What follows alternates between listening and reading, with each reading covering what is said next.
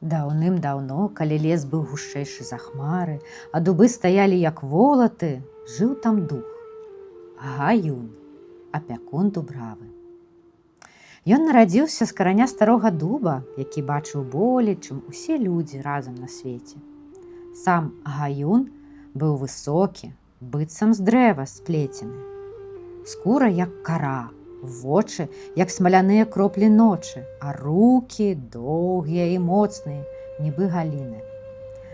Гаюн меў адно галоўнае правіла. У лесе ўсё павінна быць на сваім месцы. Птушкі павінны сядзець там, дзе іх гнёзды.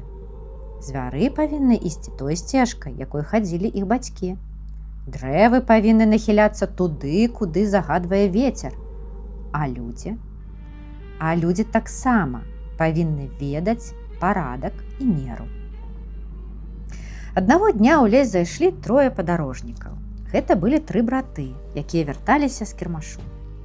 Былі яны вясёлыя, крыху шумныя і рушылі па самай глухой сцежцы, якая праз дуброву вяла. Пакуль яны ішлі, то між сабою пачалі спрачацца, хто старэйшы, хто разумнейшы, хто павінен ісці наперадзе. І з кожным іх словам спрэчкі лес рабіўся цішэйшы. Птушкі замоўклі, вецер застыў і раптам туп! На сцежку перад імі велізарны сілуэт, быццам дуб з каранямі, выйшаў на прагулку. Гаюн! Гаюн быў такі вялікі, такі высокі, што крона дрэў здавалася маленькай над яго спіной. «У вашых сэрцах хаос!» – прамовіў Гаюн. «А лес хаосу не терпіць». Браты спалохаліся. Сама зямля пад імі, здавалася, дыхнула холадам.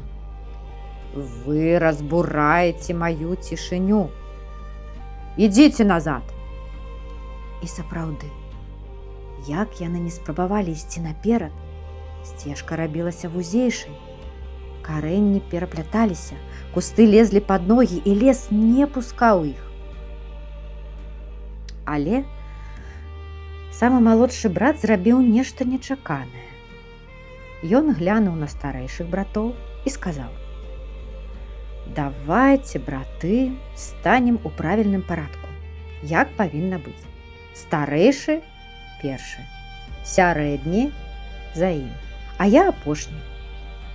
Браты пераглянуліся, прыціхлі і ўпершыню за дарогу пачулі адзін аднаго. Яны сталі так, як малодшы сказаў. У гэты момант пад зямлёй нешта нібы уздыхнула.